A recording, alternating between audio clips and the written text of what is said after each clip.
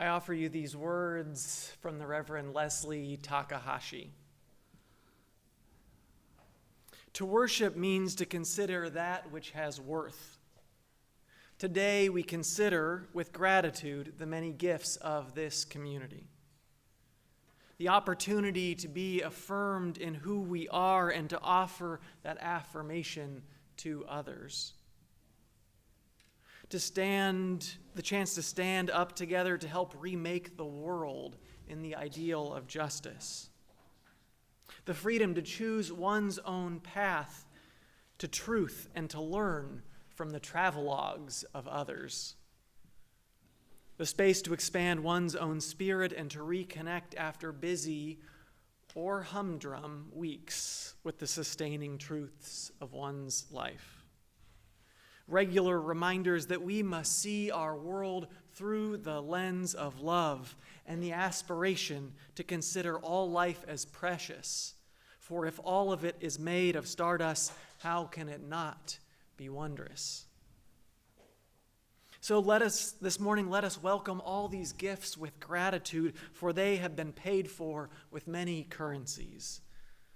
The blood of the martyrs who died so that we can be free in our religion, the sweat of those who persisted in justice's name against hostility and adversity, the tears of those who struggled to build better lives for those in this life, the questions of our children as they understand the world anew and offer their understanding to us as a fresh lens.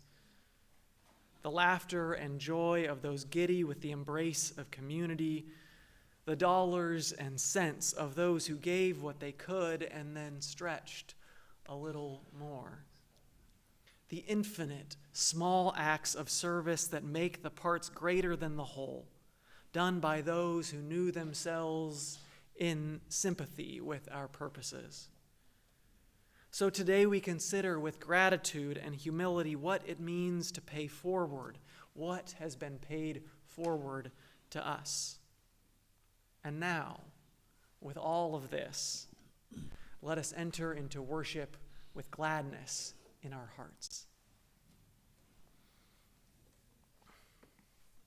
I invite you to rise in body or in spirit and join in singing our opening hymn, This Little Light of Mine. It's number 118 in the gray hymnals, but something tells me you probably don't need to look it up in the hymnals. You have to do the chalice lighting. Oh. Oops.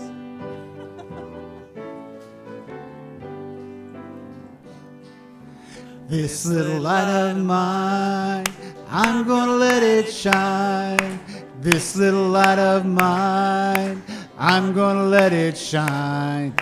This little light of mine, I'm gonna let it shine. Let it shine, let it shine, let it shine. Everywhere I go, I'm gonna let it shine. Everywhere I go, I'm gonna let it shine. Everywhere I go, I'm gonna let it shine. Let it shine, let it shine, let it shine. Building up a world, I'm gonna let it shine. Oh, yes, I will. Building up a world, I'm gonna let it shine. Building up a world, I'm gonna let it shine. Let it shine, let it shine, let it shine. This little light. This little light of mine, I'm gonna let it shine. I'm gonna shine. I'm gonna let it shine. This little light of mine, I'm gonna let it shine. Let it shine, let it shine, let it shine. And I invite you to remain risen as we light our chalice. I think I did that in the wrong order. Linda said, aren't we supposed to light our chalice as the music was starting? But we can let our light shine even before we light our chalice.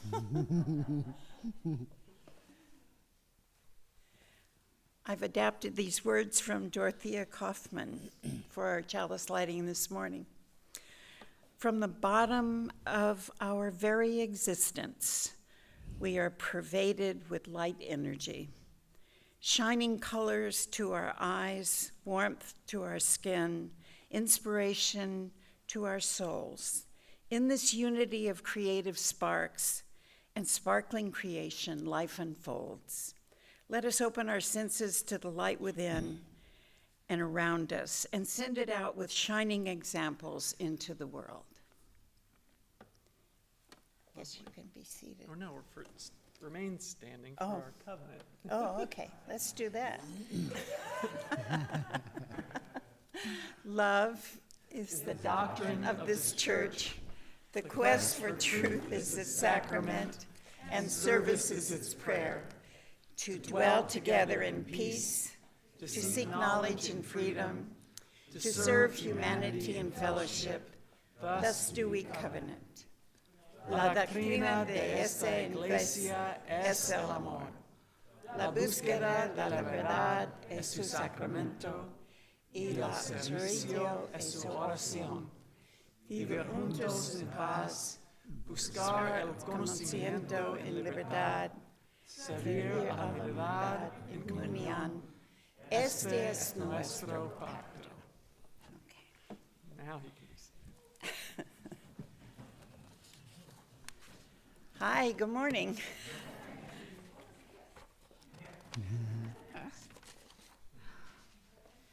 Welcome to Emerson Unitarian Universalist Church. Yesterday, I sat in a sunny room writing this welcome, projecting that today would be another sunny day. No such luck. Today, while we gather in person online via Zoom to worship together, we may not have sunshine, but we have the warmth of our community and so much to be grateful for. I'm Linda Fitzgerald. The pronouns I use are she and her, and I'm happy to serve as your worship associate this morning. Emerson is an inclusive, liberal, religious community fondly named for the author, minister, and transcendentalist Ralph Waldo Emerson. We have been a bright beacon of liberal justice and a spiritual sanctuary in the San Fernando Valley for over 65 years. We acknowledge that we are located on the land of Chumash, Tongva, and Kizh peoples, land which remains part of their lasting identity and heritage.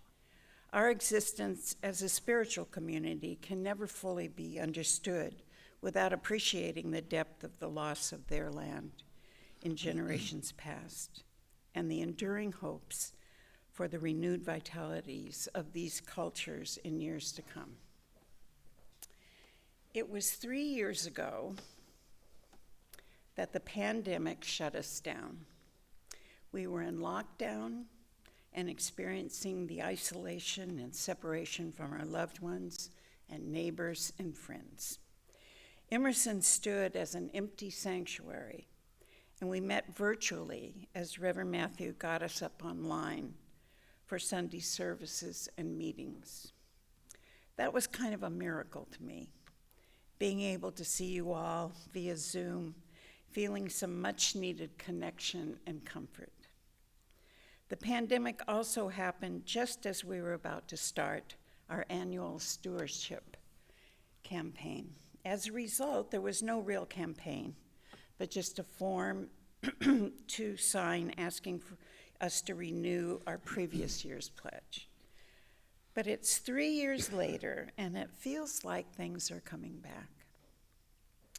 In this stewardship season, I feel a sense of renewal and have seen great enthusiasm among Emerson's members brainstorming ideas for a campaign of giving that attempts to bring back old traditions of fundraising and giving for the upkeep and vitalization of Emerson's finances, which is what allows us to live out our mission. Thinking about the past campaigns, I'm reminded of house gatherings and large events here at Emerson, where we challenged each other to dig deep and give more. I remember Lynn Masahara's poster asking us to become worker bees, and Meredith Graham's huge handmade thermometer that measured how close we were meeting our goals in pledging. I remember a party where several of us made up song parodies to encourage giving. I think part of mine went, "There's no money till somebody pledges. There's no money till somebody cares. You may be a queen, you may be green," etc. This year's theme, moving forward, reminds me that what we've come through with gratitude for what this community offers, and inspires me to dream of things I would love to see in the future. A religious education program with a director, outreach and services for the underserved in our neighborhood, maybe a soup kitchen, upkeep and renovation of our grounds and buildings, new heating and air conditioning, more celebrations and parties. Our fall auction turnout and support was a peek into what our future can hold at Emerson. So thank you for joining us here or online today. If you're joining us in worship for the first or second time, we gladly welcome you to our service and invite you to fill out the guest book in the foyer. For those of you in the sanctuary and the virtual guest book, those of you online, the virtual guest book is linked in the chat. That way you can let you know about future services and, the order of service, yeah. I don't know. And other opportunities for gathering with the Emerson community during the week. For those of you online, please stay after the service for our virtual coffee hour or join us here in the pavilion for refreshments and conversations.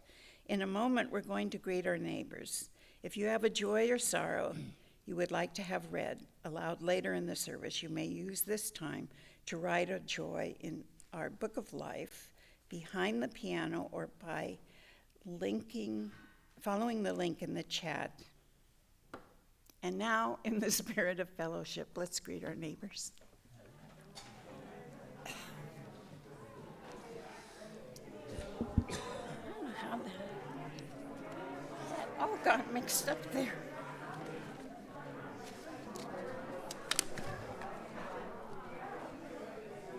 Just want to set this down. Okay, let me just.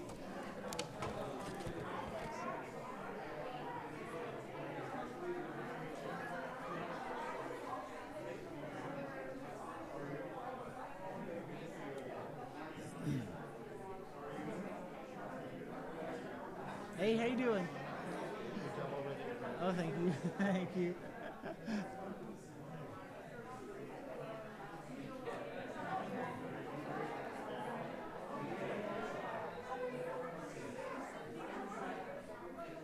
Hey, how you doing?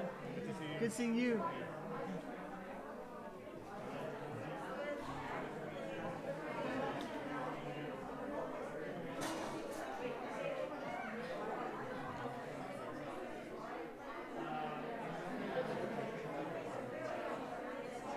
Hey, how you doing?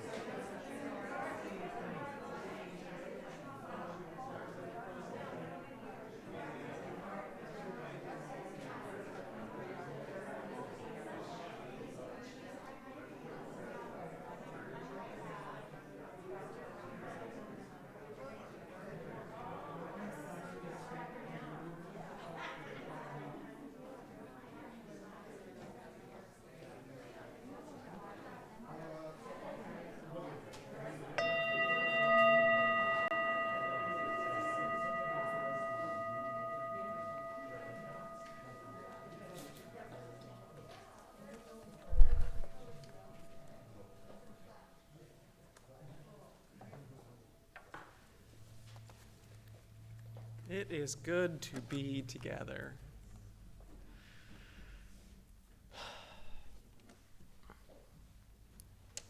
And good morning. I'm the Reverend Matthew McHale, and my pronouns are he and him.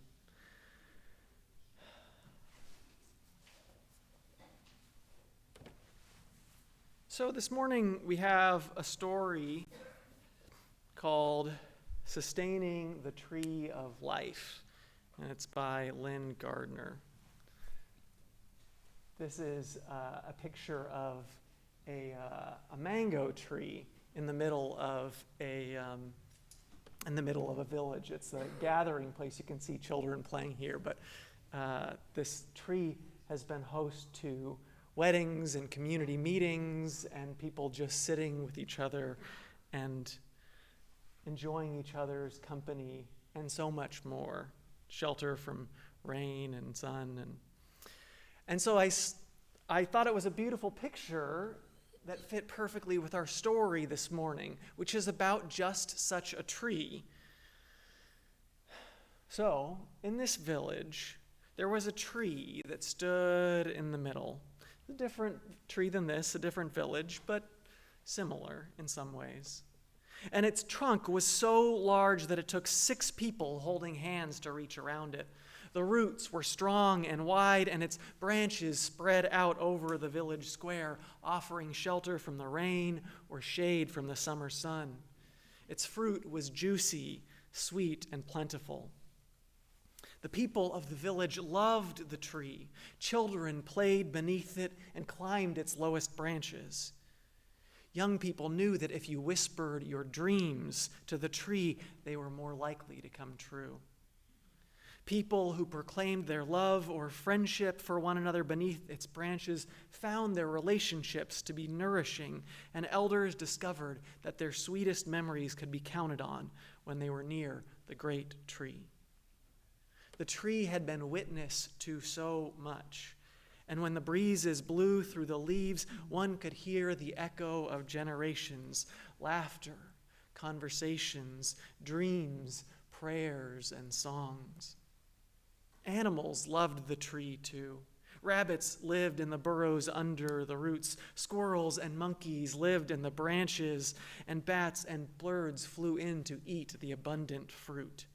The tree seemed just abuzz with life.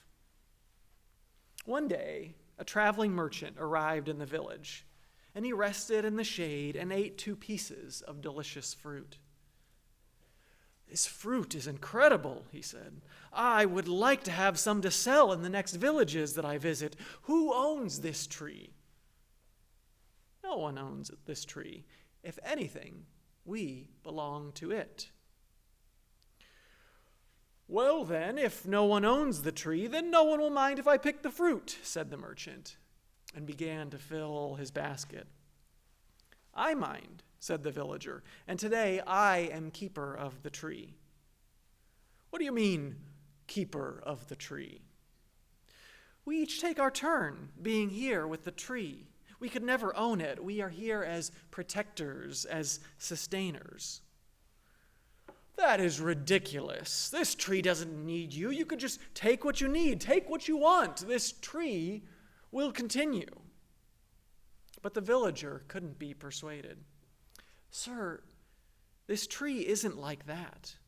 We don't come here to take from it, even though we receive much. We are keepers of the tree because this is where we are nourished. This is where some of our most precious memories are. This is where our people have dreamed. This is where we remember who we want to become." "Well," said the merchant, "you may think this tree is very special, but it still doesn't need you to sit with it." "That is preposterous."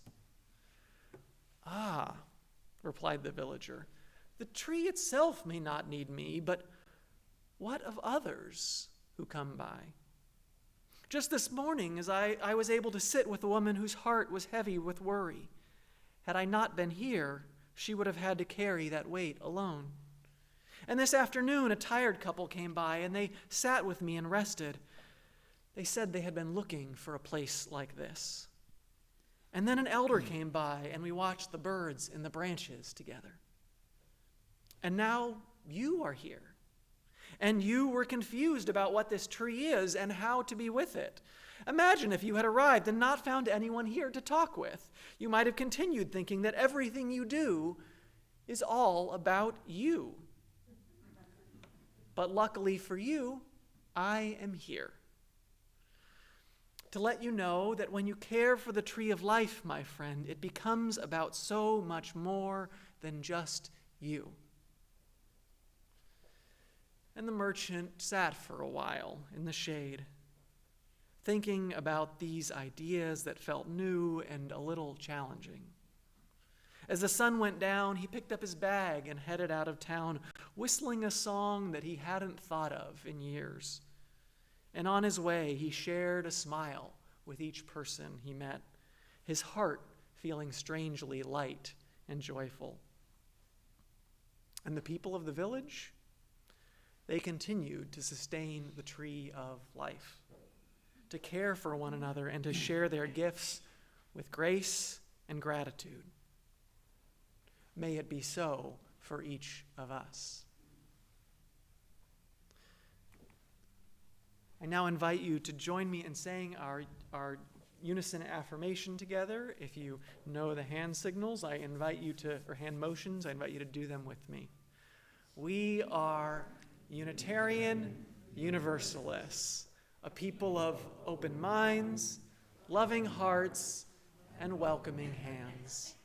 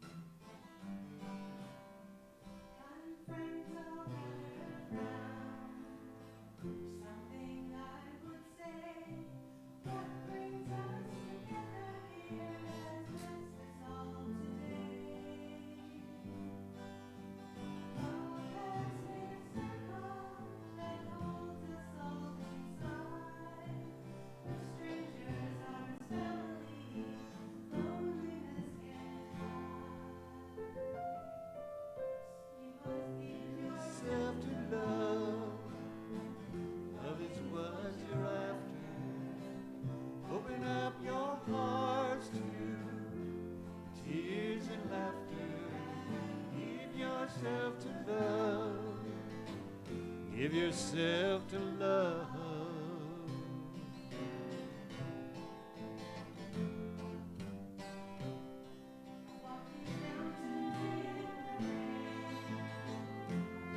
To love the wind before the sunrise. Watch the day begin. Always known I'd find you, though I never did know how. Sunshine on a cloudy day before me now. Give yourself to love. Love is what you're after. Open up your hearts to the tears and laughter. Give yourself to love. Give yourself to love.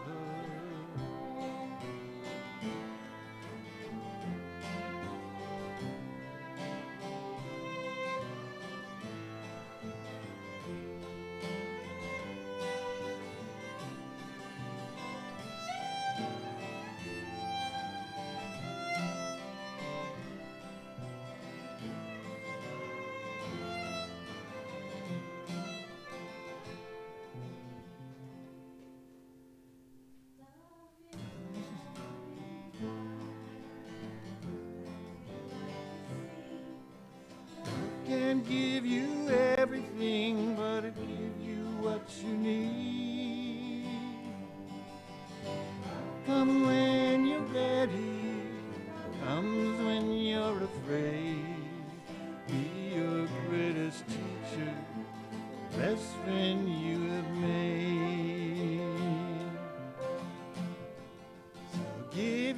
yourself to love.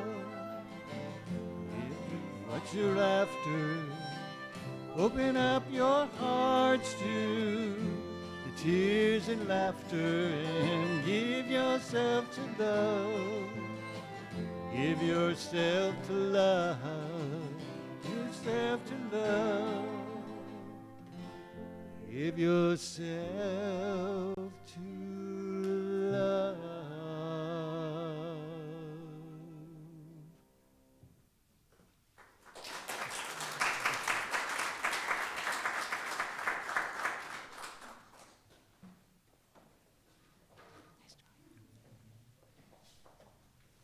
That was wonderful. Where's my, oh, here they are. This month we are sharing the plate with Clergy and Laity for Economic Justice, CLUE. It works to educate, organize, and mobilize the faith community to accompany workers and their families in their struggle for good jobs, dignity, and justice.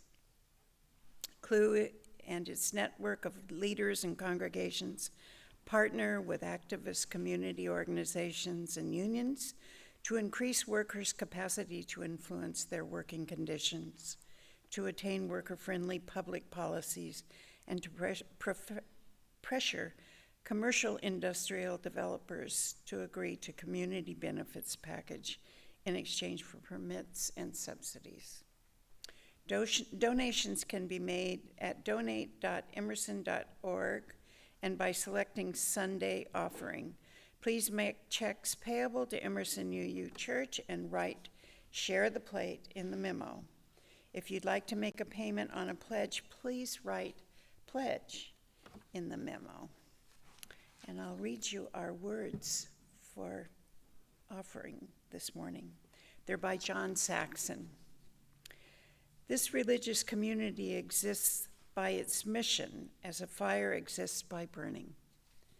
But a fire cannot burn without fuel, and it is time the energy, the imagination, the vision, the creativity, the compassion, the love, and financial support of the members and friends of this community that fills our mission to nurture and sustain a welcoming, inclusive, and diverse liberal religious community that transforms lives and serves the world.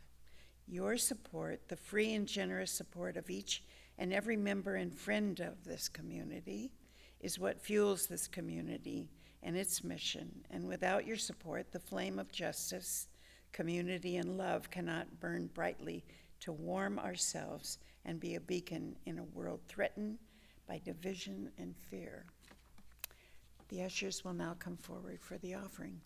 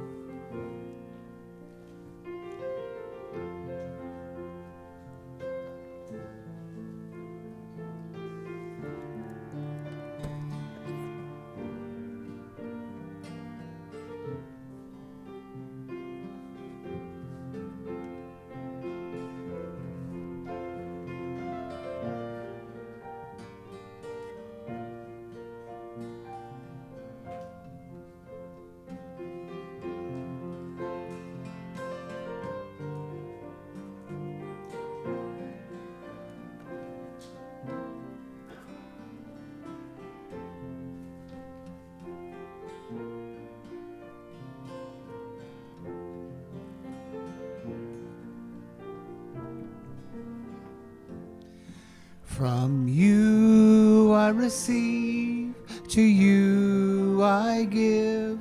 Together we share, and from this we live.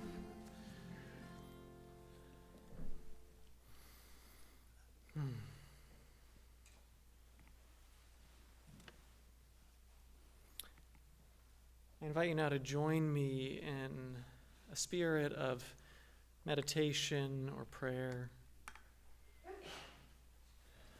to ground yourself here in this moment. Find a comfortable position. Maybe that means closing your eyes or softening your gaze, putting your feet on the ground, sitting up.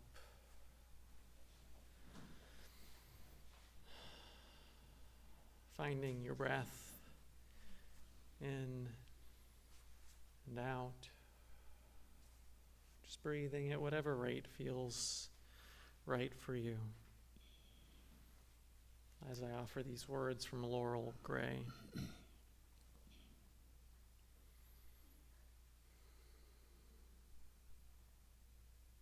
Spirit of life and love,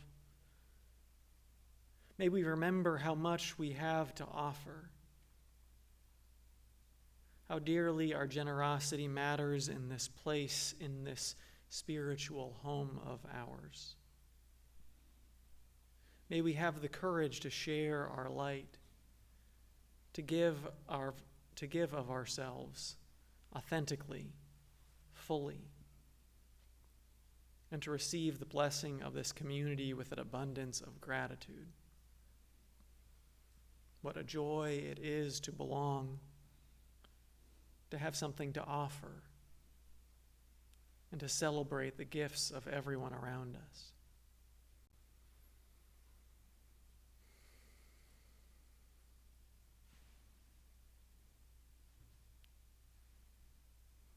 Amen, and blessed be.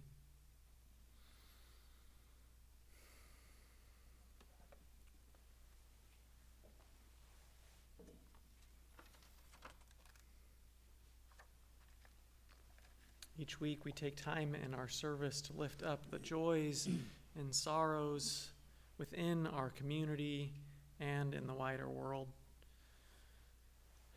This week in our Book of Life, Lynn Prager writes that our daughter Julia has been working hard to prepare her new bed and breakfast on the farm in Idaho.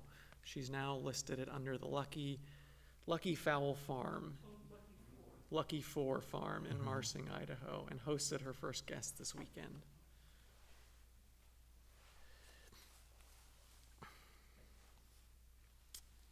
An anonymous sharing. My daughter is feeling depressed and is having trouble finding light. Please guide her so she can find her beautiful self again. Todd Covert is very excited for his girlfriend Deb's arrival tonight for her first visit to LA. Eric S. is grateful for the bounty of veggies that are growing in the garden and notes that today there are lettuce, chard, kale, collard greens, and avocados in the pavilion, and please take some home. Jeremy Pace writes, I'm thankful for the love and support pouring forth from friends and family as I continue to heal and return to the stage. Amen. And Pat Cosgrove writes, dealing with a funeral home in Tehachapi where they have my sister's body and want big money to cremate her, and I have gotten legal advice.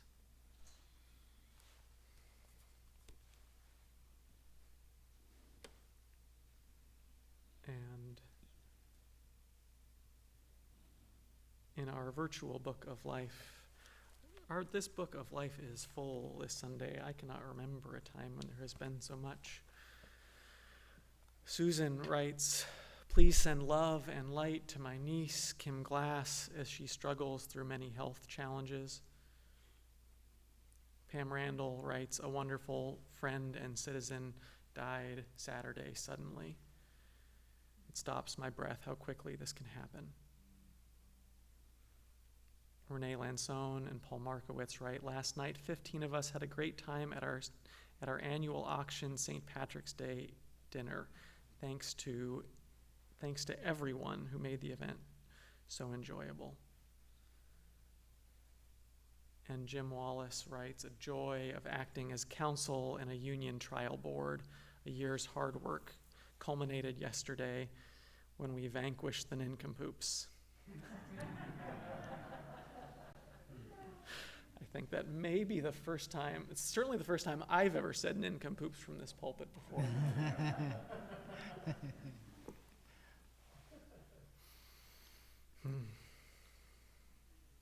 And in a moment, because of course there's more, there's always more, I'm going to sound this singing bowl. And as I do, after I do, I invite you to speak into this space or type into the chat if you are joining us online any joys or sorrows, any names or occasions that are on your heart this morning and that you would like lifted up into this, our embracing meditation.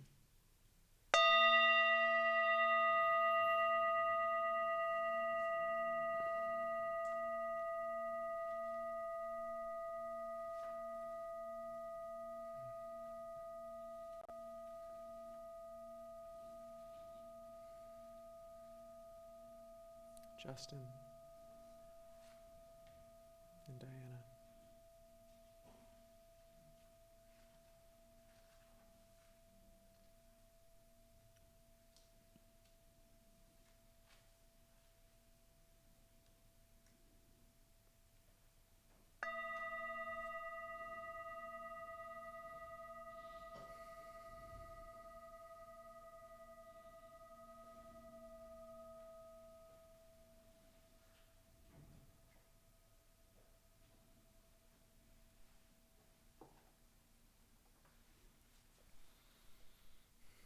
All that has been shared and all that is yet too tender to be shared, and that which we hold in the silent sanctuary of our hearts.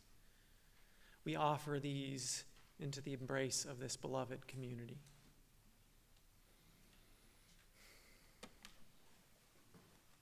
I invite you to join me in singing All This Joy. This is a call and response song. So.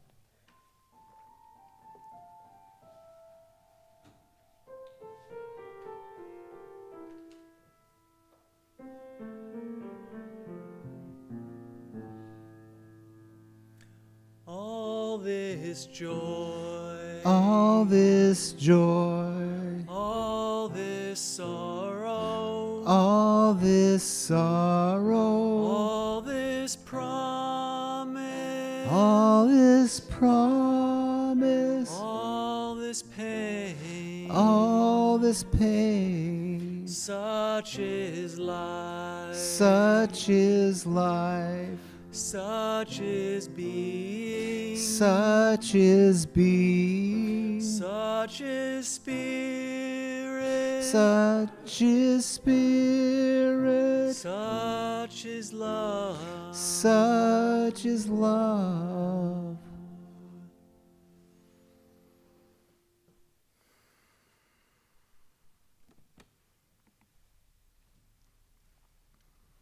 Our first reading this morning is Community by Starhawk. We are all longing to go home to some place we have never been, a place half remembered and half envisioned. We can only catch glimpses of from time to time. Community. Somewhere there are people to whom we can speak with passion without having the words catch in our throats. Somewhere a circle of hands will open to receive us. Eyes will light up as we enter. Voices will celebrate with us whenever we come into our power.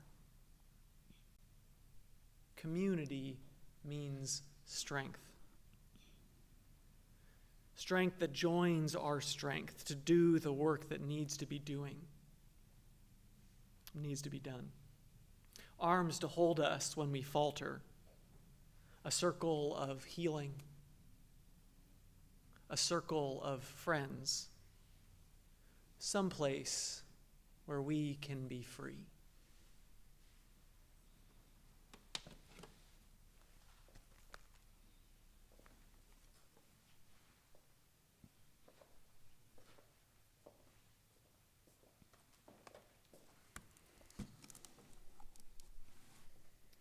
Please join me in this responsive reading by John B. Wolfe.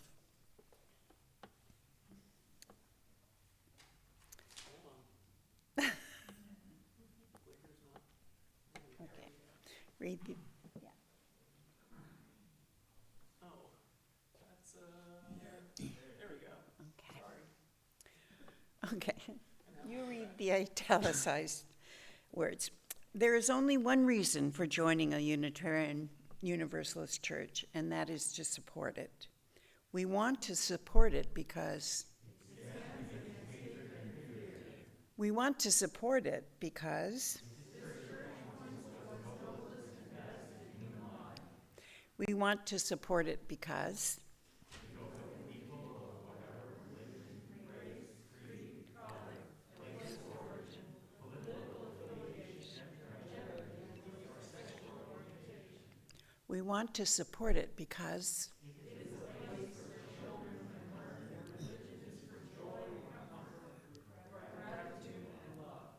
we want to support it because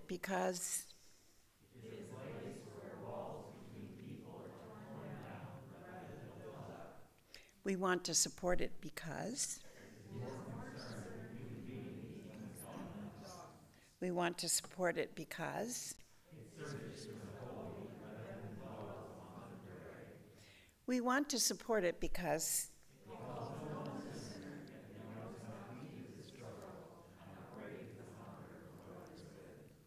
we want to support it because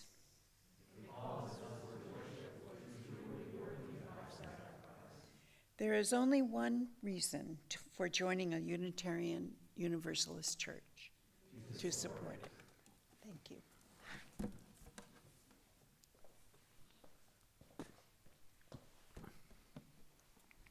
And now I invite you to rise in body or in spirit and join in singing our next hymn, number 1028, in your teal hymnal, The Fire of Commitment.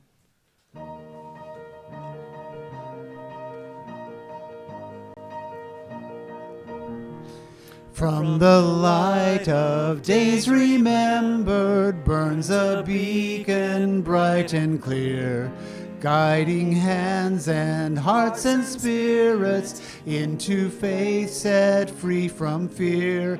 When the fire of commitment sets our mind and soul ablaze, when our hunger and our passion meet to call us on our way, when we live with deep assurance of the flame that burns within, then our promise finds fulfillment and our future can begin.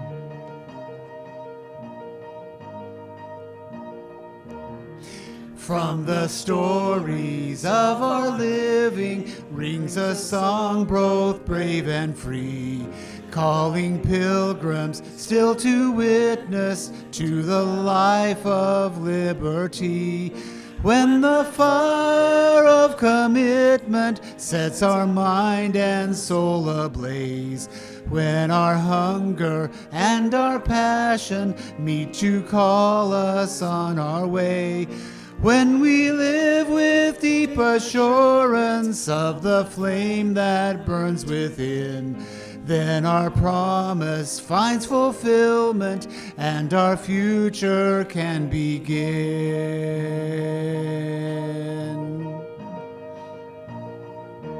From the dreams of youthful vision comes a new prophetic voice, which demands a deeper justice built by our courageous choice. When the fire of commitment sets our mind and soul ablaze, when our hunger and our passion meet to call us on our way, when we live with deep assurance of the flame that burns within, then our promise finds fulfillment and our future can begin.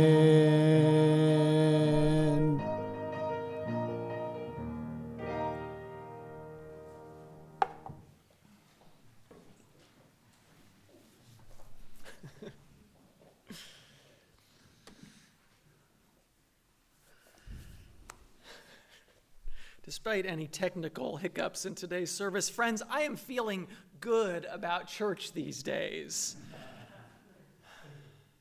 Ideally, I should be. I mean, I am your minister after all. But friends, it has been a hard 3 years. Really, a hard 7 years.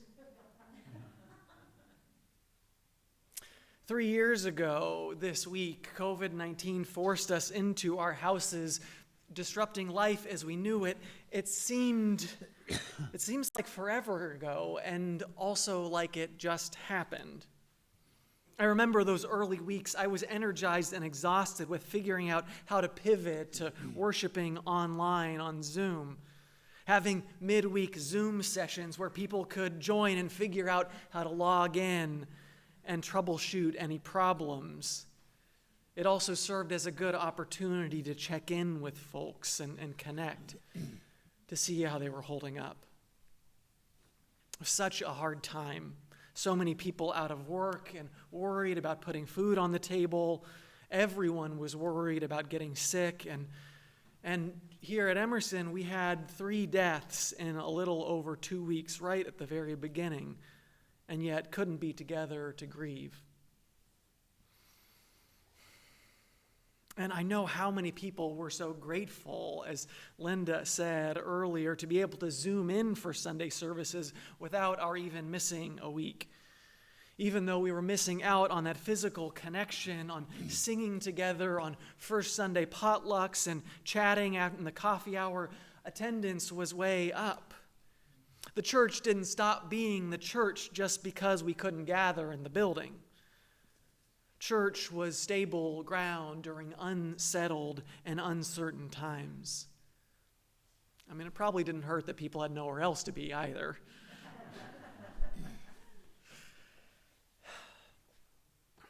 It was a taxing time, but it felt like the church was doing what it could to provide opportunities to grieve, to be grounded, to provide safe for self-care, to connect with each other and something larger than ourselves, to heal and to hope. But this pandemic has been a hard time for the church too. And as weeks became months, people logged on less, and months eventually became a year and a half. And it was good for what it was online, but it wasn't the same. Connectivity is not the same as being in community. Not being able to greet each other with a handshake, to offer a hug, to be able to look someone in the eye and ask, "How are you today?" Finally, in November 2021, we had 2 months together, albeit without congregational singing or coffee hour. And then I went on sabbatical, and Omicron forced everything back online again for about a month and a half, 2 months. And when I tested positive for COVID the day before I returned from my sabbatical and had to join via Zoom on my first Sunday back, it seemed like the universe saying, "Nope, still not done with this mess yet." It was good to be back. And I was craving more. I was craving community and connection. And I knew so many of us were yearning for that too, after all that time spent apart. Yet coming back together occasionally felt awkward after so much time apart, relearning the intricacies of human interaction face to face. And some people are still worried about their health. And of course, why get up and put on your clothes and do your hair and makeup when you can join from home with a bowl of cereal and some fuzzy slippers? Yes, I see you out there joining us on Zoom today. Sometimes I wish I could do that too. And I'm glad that we've been able to keep offering that worshipful experience for people online each Sunday, even after we came back in person. And it still wasn't the same, especially when for a while we had more people joining us online than in person. I know I missed that personal connection, being able to have that one-on-one conversation, to offer a hug when someone needed it. And I also missed the energy. Those Sundays when we had 22 people in person, even though we had 30 people online, the energy just feels lower. That energy on Zoom doesn't, we can't feel it in here. Nowadays, I'm grateful that 22 is how many we have when the service starts, and 40 is how many we have when the service ends. Also, it'd be great if it was 40 we had when the service starts and 40 when the service ends, but hey, who's who's counting? Someone said that's an LA thing. I don't know. But we leaned in those months back into having more opportunities for connection. We restarted our first Sunday potluck. We started our new Sacred Cinema series on the fourth Friday, which I will note is this coming Friday. People who had attended sporadically or not at all since the pandemic started coming back, folks were really hungry for community again, to reconnect. Some were excited to engage in the Get Out the Vote letter writing campaigns that happened after church on most Sundays leading up to the election. I started up a Threshold group, and we started our Whole Lives, or OWL, sexuality education program for 7th to 9th graders. And in November, we had a great fall festival that was not only called back together again, but felt like it.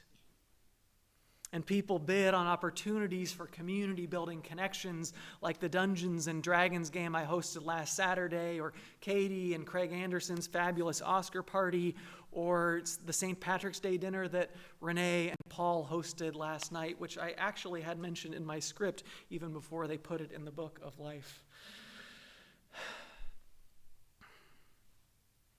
And in the past 2 months, it feels like something clicked. And each Sunday we've had a good number of people each week, and you can feel it. You can feel it in the energy here. It feels like we have finally, mostly started to put the pandemic behind us, to shift into whatever is next, and to move forward together. Emerson has been through challenging times like this in the past. Like the earthquake that shook our building to its core in 1994 and forced us to rebuild. And even before that, there was the minister's house that had been firebombed while he was speaking out against right-wing extremism in the early 1960s, a time when this San Fernando Valley was much more politically conservative than today. And also, our previous building, even before that earthquake, as many of you know, had been burned down. The one before that had been burned down by an arsonist the night before a pro and con public forum on Cuba in 1970. Things like this could have been the end of this community. But there was a powerful spirit running through Emerson that has held us together in those hard times in the distant and not so distant past. For me, that spirit is one of justice and love and courage. I think of how Unitarian Universalism embraced the belief that whoever you love, you are loved and welcome here, much earlier than any other faith, and which continues to advocate for the rights of LGBTQ people at a time when those rights are under significant attack in this country. How in the dark days after the 2016 presidential election, we held a vigil open to the community to come together, to grieve, and to pledge to resist hatred and bigotry. How we responded to calls for racial justice back in 1965 when our minister and religious education director traveled to Selma to join in that big march, as Dr. King had called religious leaders from across the country to do. All the way to folks taking to the streets in the early days of the pandemic following the murders of George Floyd and Breonna Taylor and Ahmaud Arbery and far too many more lives taken unjustly.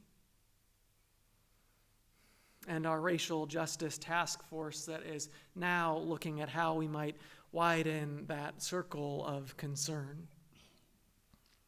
I also think about all the things we're doing to provide that support and transformation to members within our community, in people's lives.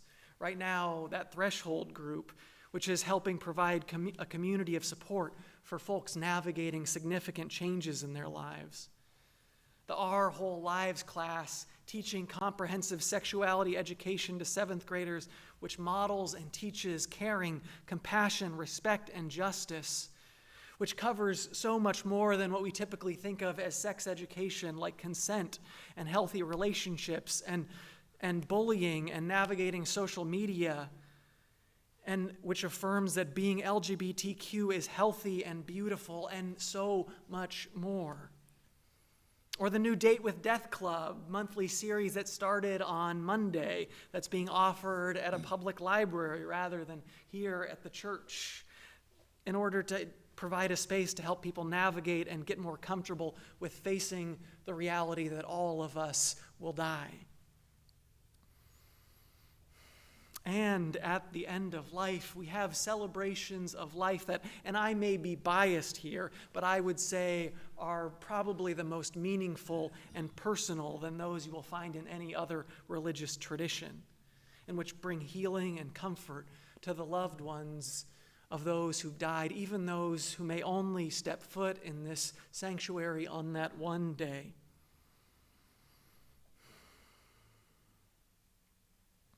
We have a pagan study group for those interested in exploring earth-centered spirituality, a book group that is leading a service in a couple of weeks about the alarming rise of book bannings, small group ministries which provide opportunities for deepening connection and spiritual growth, and numerous other opportunities for connection and community for people who are hungry for it after the pandemic has kept us apart. That is what Emerson is, a community with the spirit of love and justice running through it, offering comfort and support to those who come into its walls, literal or virtual.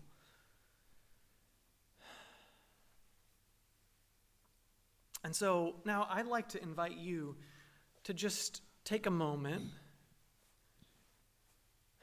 and think to yourself,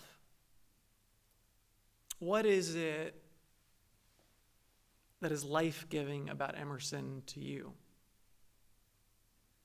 How does Emerson support you? Make your life better? What is it that brought you here, and what keeps you coming back to Emerson? Just reflect on that for a moment.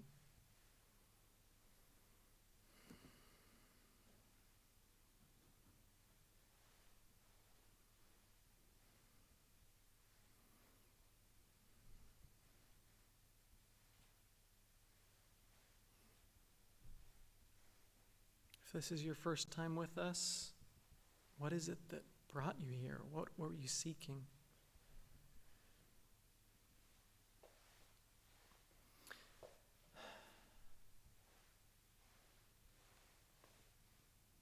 Now, I want you to turn to someone else, one or two other people. We're going to get up in groups of 2 or 3. And I want you to share briefly, preferably with someone who you didn't come here with today, if you came with someone else. And for those of you on Zoom, I invite you to type that in the chat, and we'll just take a couple minutes, I guess maybe 3 minutes. So I'll give you the timer when we're at 1.5 minutes. So yeah, find someone else. Again, groups of 2 or 3. What is it that that is life-giving to you about Emerson? What sustains you? What keeps you coming back?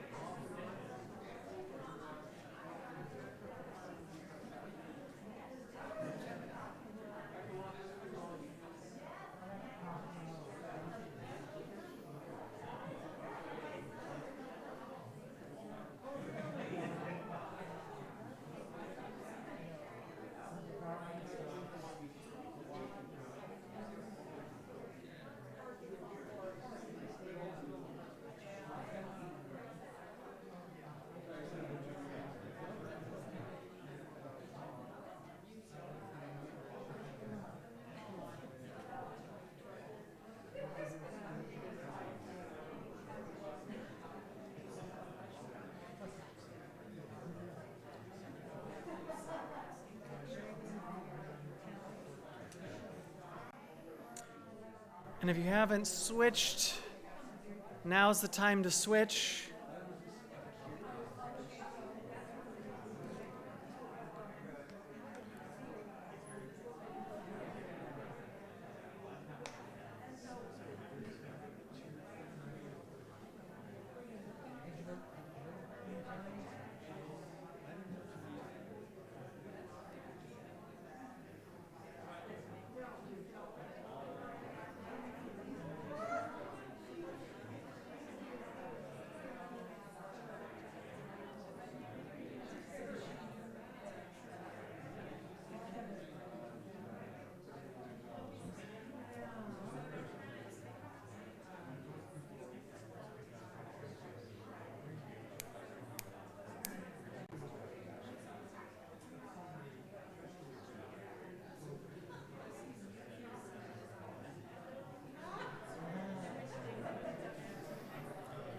And go ahead and wrap up that sharing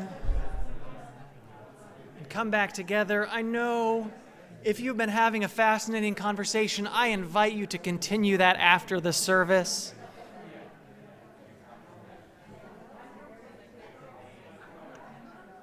And actually, I want to hear from a few people. Folks up in the crow's nest, can I get some audio on this mic too? So I just wanted to invite maybe a couple people, particularly if you heard something that someone else said, something that someone else shared that you wanted to repeat back. I have a mic, is it not quite? There we go. Hello? Yeah. So I'd invite you, if you come forward, you can also come forward if there was something in particular that you wanted to share yourself. And I invite you to come forward just so that the folks on Zoom can see you. But if you can't make it around, you can raise your hand and I'll bring a mic around. Come on up. You can, if you want to be on deck, you can come sit in the front row. I'm Amy Noel, and I joined the church over the pandemic when I was home and looking for a new spiritual home. And what I was initially looking for really was just a time to ground myself and center and honor the spiritual nature of life. And what I've actually found here is something more, something I initially wasn't even looking for, which was to be more part of the community than I originally thought I was going to be. I was invited into this community and asked to join and become more engaged, and I kind of went out of my comfort zone, and I became a worship associate and was a part of the services up there, and don't really love public speaking, but hey, you know what? I really got a lot out of it. I got a lot out of joining the weekly meetings with all of the worship associates and becoming a part of it. I started bringing my mother-in-law, Shelley, who gets to get out. She's in a wheelchair, and we get to come and be a part of it. And my son has joined the OWL program, and he gets to be a part. And now I became the secretary of the board. So I've delved in more. You guys pushed me to be a better person and to live the life that I want to live more than I thought possible. Great. And that was wonderful. And next time, one or two things. Not that anything you shared was wrong. It was great. Everything was perfect. And it doesn't have to be that long. In fact, anyone else have something they want to share? Come on up. And if you, like I said, if you want to be on deck, just come on, sit on this chair up front so we can move through a little quick. So my new friend Todd over here was saying he grew up Unitarian and then he left for a really long time and then he found himself back. And I didn't grow up Unitarian. My parents, I think they were like Protestant Episcopalian, just a few times in church. But I was really grateful when I was like, no, I need something spiritual in my life again. And I found Unitarianism. And then, my husband started going. But I just thought it was so reassuring because my kids have kind of like backed away. But I keep that hope alive of like when they need it, they'll come back. Anyone else? And I have from Zoom a community of fellowship and justice. My name's Jeremy. I joined, to be honest with you, just to give you a idea of the wide range of people that are here. Originally, I was trying to get sober, and I'm in various fellowships that talk about you need to just basically, in order to combat this mental illness, believe that there's something bigger than you and that you have a purpose, that you can help make the world a better place. And that will help the most that it can. And when I was describing that to my friend, and I said, well, it's not really about what God you choose. It's not really about what faith dogma you have. It's about just believing that you are not the center of the universe, something else must be, and that you have the ability to help other people. My friend said, well, you know what that sounds like? Unitarian Universalism. Sounds just like it. And I came here, and it was exactly what the doctor ordered. It's the sweetest medicine I've ever taken in my life, and it's helped me in 1,000 ways. Thanks. Anyone else? Maybe one more person? Linda, all right. We've got. I heard a wonderful thing from Margaret Keever that she said, I thanked her for working in the kitchen, and she said it was her pleasure. And that just made me feel so good. Did you want to say something, Pat? You seem like you were coming up. And as you do, I see spiritual reassurance, seeking a community open to change, intellectual growth and awareness, hope for the future, connection, empathy, like-minded people. Well, as some people may know, my father had been a member of the John Birch Society. And we had John Birch Society meetings in our home. And so that's where I first heard about this far-out left-wing church called the Unitarians, because there was one down in Los Angeles. And it was sort of a hotbed of radicalism at one time. But anyway, later on in life, in the late 90s, actually Mom and Dad, who had been Catholics, became Baptist. And I saw that they were part of a community at the church they went to. And I thought, well, that's really good, very positive thing. So that's why I came here, looking for a liberal community, but a community, and I'm glad I did.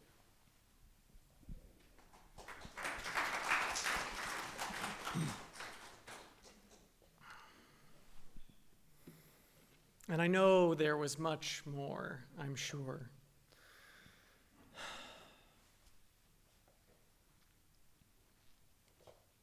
The things that enable these and countless other contributions to ourselves, to each other, and the community are the gifts of your time and talent and treasure. There's no big denominational financial support coming from somewhere else. We don't get money from the Unitarian Universalist Association. We are the ones who sustain the flame of this church and its ministries. And so this congregation needs your support in whatever ways you can give. I like to think of it as a congregation of stewards who work to sustain the flame of this congregation, stewards who understand that the church needs our strong support in order to help it transform ourselves and the world. And being stewards means that we are caretakers of this institution also for a future that we will never see, just as our founders had the vision to build and strengthen a congregation that we now benefit from. It is our turn to pay it forward. So what would you like the congregation to be like in 50 years? To support the coming generations as they face whatever hardships or crisis the future will bring, and it will bring some. Probably many. One of the other things that we do now is our environmental justice ministry, working to combat climate change, working for climate justice. That's what Stewardship Sunday is about. It's about what this church has offered to so many people.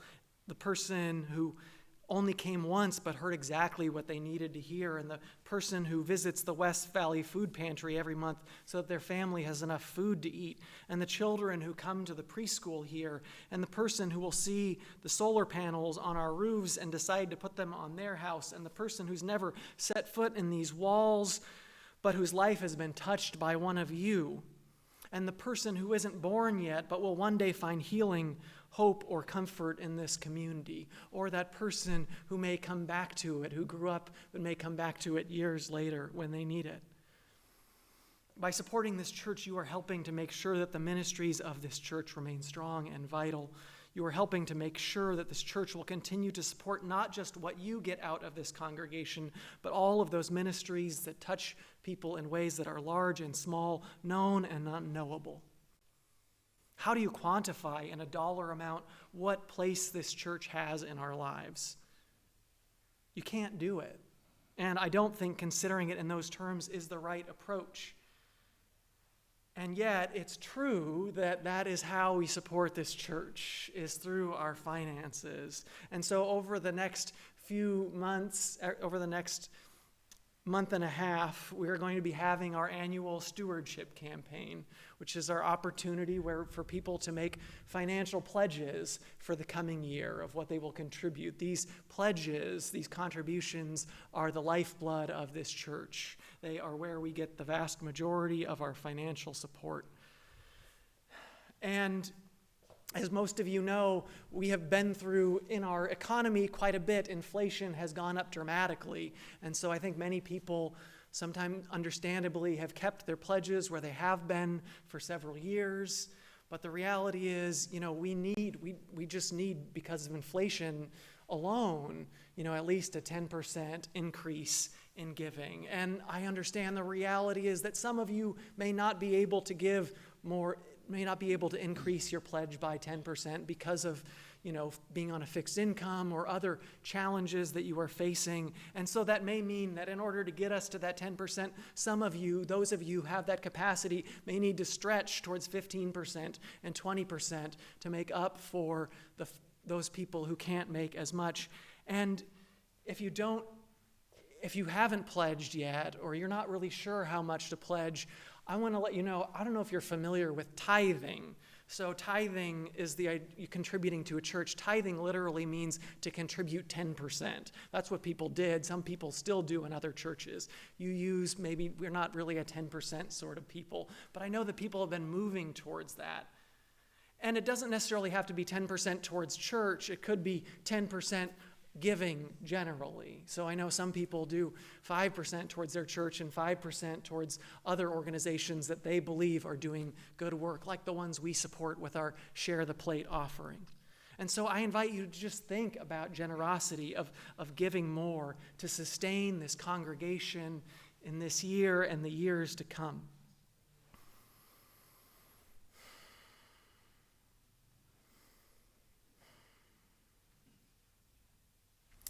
And so we have our pledge theme today. If you want to fill it out now, You can do it now. You can do it after the service. There's a link there. You can go pledge.emersonuuc.org. If you want to go back and think about it, I invite you to do that. You can ignore, this is the one time in the service where you can get out your phones and ignore me if you'd like. And I'll just say, and I know we're running late, and I'm sorry, and sometimes church just takes as long as it takes.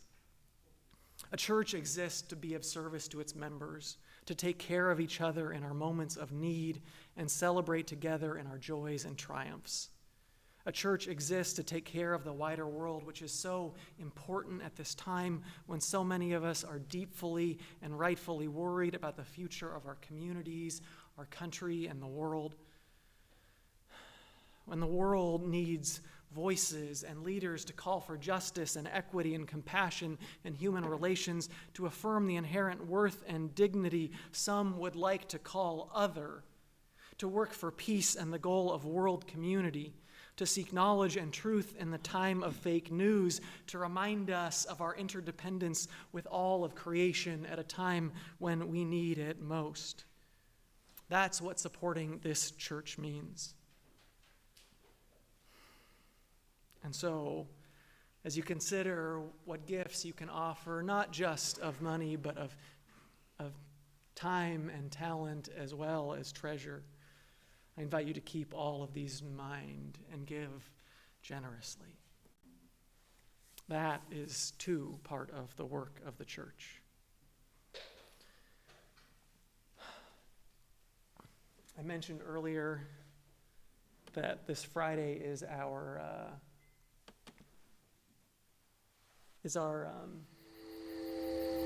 sacred cinema film, and so on Friday it's No Trace.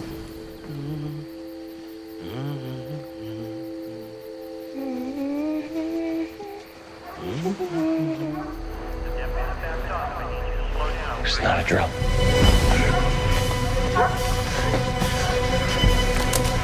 Yeah, it's right up here. He's got him. Stand up. You alone out here? My daughters are with me. Dad? Let's go. Can you tell me where you live? In the park? There's 435 questions. Respond true or false to each question. Who taught you how to read? My dad teaches me. You're actually quite a bit ahead of where you need to be. I wake up rested and peaceful most mornings. True. My day-to-day life is full of things that keep me interested. True. I have nightmares or troubling dreams. Was your dad in the service? He was. Do you feel safe living with your dad? We didn't need to be rescued.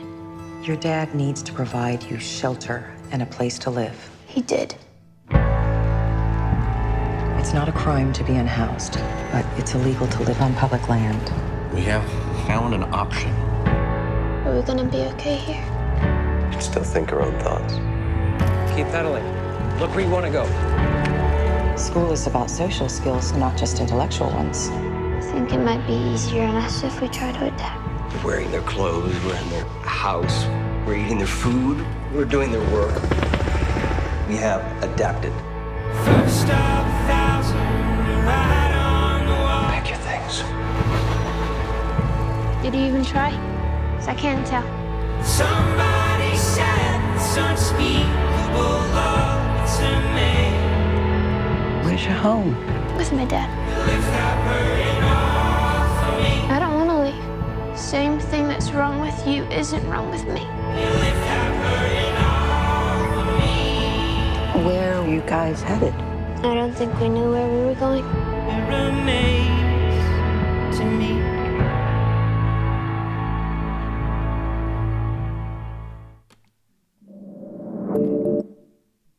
So I hope you'll come watch that movie. I imagine most of you have probably never even heard of that movie. Not that many people saw it, and yet it has 100% on Rotten Tomatoes, and it is the most reviewed film on Rotten Tomatoes that has 100%. So 251 positive reviews. Doesn't mean it's the best movie of all time, but it means that it's a very, very good movie. And so that's going to be the topic of our service this coming Sunday. So come join us on Friday night. It should be a great film.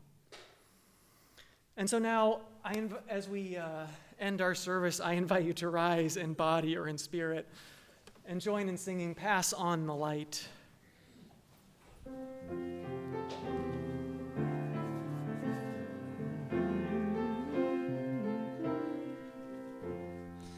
See one tiny spark, still small and bright, and hands cupped around to shield its light. A single flame born of desire, faces turned towards the glow. Pass on the light, pass on the light within these walls, steady and strong. Pass on the light, pass on the light, from night to dawn, carry it on.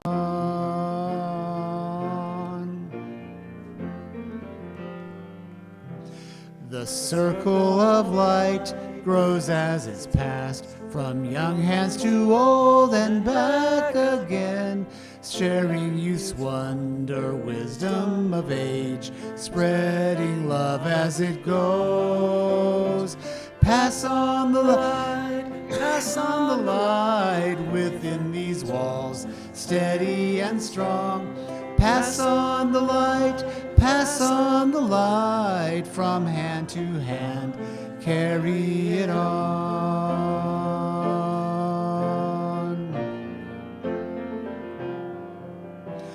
And still it shines on, year unto year, from one tiny spark to beacon clear, each generation lighting our way, forward bright through the night. Pass on the light, pass on the light within these walls, steady and strong. Pass on the light, pass on the light, heart and carry it on.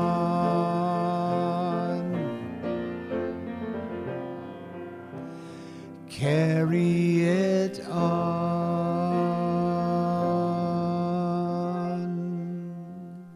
I invite you now to reach out and make a connection, join hands, bump elbows, touch a shoulder, whatever feels comfortable.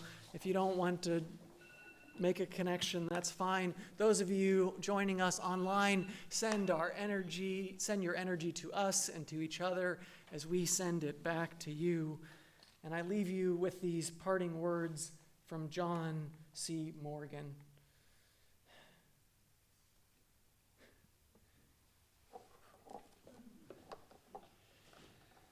In the end, it won't matter how much we have, but how generously we have given. It won't matter how much we believe, but how deeply we love.